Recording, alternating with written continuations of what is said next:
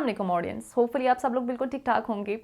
आज हम डिस्कस करेंगे early signs of diabetes, signals you should never ignore. हर एक रोज़ मुझे ये क्वेश्चन सुनने को मिलता है कि डॉक्टर साहबा ऐसा क्या हो गया, मुझे तो सिर्फ वीकनेस फील होती थी लेकिन शुगर 300 निकली। डायबिटीज़ अक्सर शोर नहीं मचाती, वो आहिस्ता आहिस्ता बॉडी को डैमेज करती है और पेशेंट को सालों तक पता ही नहीं होता कि मुझे शुगर है। आज हम बात करेंगे डायबिटीज़ के अर्ली साइंस के बारे में, वो सबटल सिम्टम्स जो आम लोग नॉर्मल समझकर इग्नोर कर देते हैं लेकिन मेडिकली वो रेड फ्लैग्स हो सकते हैं। डायबिटीज़ क्या होती है, सबसे पहले कंसेप्ट क्लियर करते हैं। जब हम रोटी, चावल या कोई कार्बोहाइड्रेट खाते हैं तो वो बॉडी में ग्लूकोज बनकर ब्लड में चला जाता है। अब ग्लूकोज को बॉडी के सेल्स के अंदर जाकर क्या करना होता है, एनर्जी देनी होती है। यहाँ एक हार्मोन का रोल आता है, इंसुलिन, जो आपने सुना होगा। इंसुलिन जो पेनक्रियाज बनाता है, और इंसुलिन को सिंपल लैंग्वेज में समझें अगर तो इंसुलिन एक चाबी है और सेल्स एक दरवाज़ा। अगर चाबी काम करेगी तो ग्लूकोज अंदर जाएगा और उसको एनर्जी मिलेगी। अगर चाबी ना हो या ये फिर ऑब्वियसली काम ना करे तो ग्लूकोज ब्लड में जमा होता रहता है। इस कंडीशन को हम कहते हैं डायबिटीज़ मेलिटस। अगर हम बात करें कि नॉर्मल फास्टिंग शुगर क्या होगी तो 70 to 100 मिलीग्राम पर डेसीलीटर। अगर तो 126 या उससे ज़्यादा फास्टिंग है तो दैट इज डायबिटीज़। अब हम टाइप 1 और टाइप 2 के बारे में क्लियरली समझेंगे डिफरेंस क्या है। टाइप 1 डायबिटीज़, इंसुलिन बन ही नहीं रही होती इसमें। बॉडी का इम्यून सिस्टम पेनक्रियाज की इंसुलिन सेल्स को डिस्ट्रॉय कर देता है और इंसुलिन ऑलमोस्ट ज़ीरो। मोस्टली ये बच्चों में देखा जाता है, अडल्ट्स में भी देखा जाता है और इसकी सडन सिम्टम्स आपको मिलेंगे रैपिड वेट लॉस और पेशेंट इंसुलिन इंजेक्शन के बगैर सर्वाइव ही नहीं कर पाएगा। अगर डायग्नोस कर लेते हैं तो DKA डायबिटिक केटोएसिडोसिस हो सकता है जो लाइफ थ्रेटनिंग इमरजेंसी है। और टाइप 2 में क्या होगा कि इंसुलिन है लेकिन काम ही नहीं कर रही।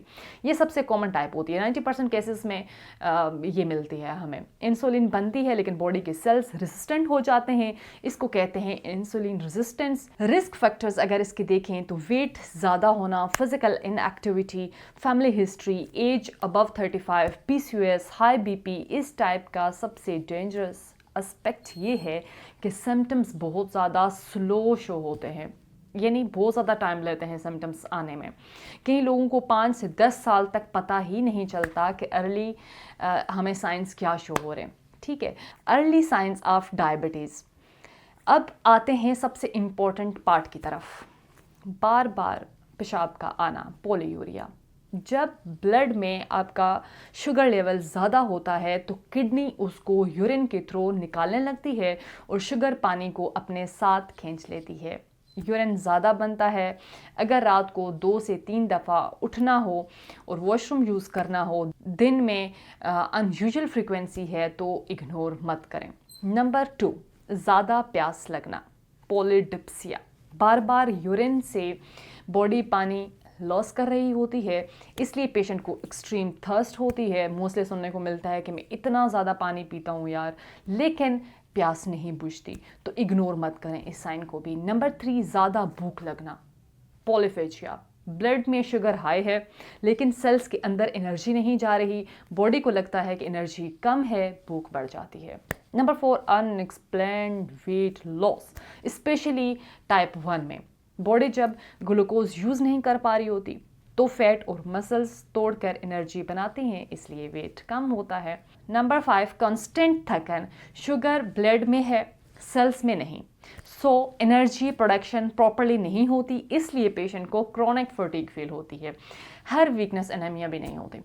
नंबर 6, नज़र आपकी धुंधली हो जाएगी, आपको ब्लड विजन होगा। हाई ग्लूकोज लेंस में फ्लूइड शिफ्ट करता है, टेम्परेरी ब्लड विजन होता है। अगर नंबर बार बार चेंज हो रहा है तो शुगर चेक करें।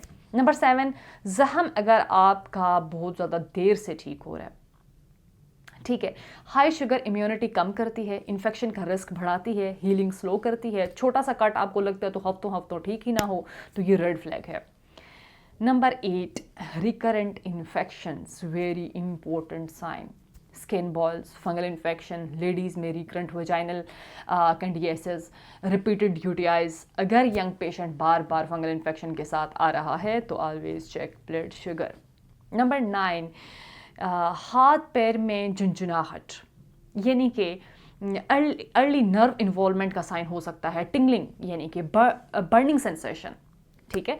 तो इमरजेंसी साइंस इग्नोर बिल्कुल ना करें। अगर पेशेंट को वॉमिट है, पेट दर्द है, सांस तेज फूल रहा है, फ्रूटी सी स्मेल ब्रेथ है, स्फीयर वीकनेस है, तो ये डीके हो सकता है डायबिटिक कीटोएसिडोसिस। इमीडिएट हॉस्पिटल जाना चाहिए। क्यों लोग रेगुलर स्क्रीनिंग करवाएं? अगर तो एज 35 प्लस है, फैमिली हिस्ट्री भी है, ओवरवेट भी है, पीसीओएस भी है, साथ में हाई बीपी भी है, गेस्टेशनल डायबिटीज़ हिस्ट्री है, सेडेंट्री लाइफस्टाइल उनका है, तो कम से कम साल में एक दफ़ा फास्टिंग शुगर या HbA1c लाजमी चेक करवाएं। डायबिटीज़ एक साइलेंट डिजीज़ है, वो पहले सिग्नल देती है।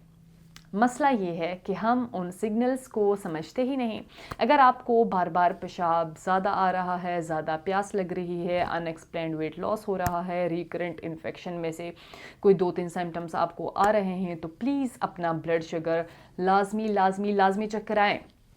अर्ली डायग्नोसिस का मतलब है किडनी बच सकते हैं आपके, आंखों की रोशनी बच सकती है, हार्ट अटैक और स्ट्रोक को आप प्रिवेंट कर सकते हैं। अपनी हेल्थ को लाइट ना लें, ठीक है।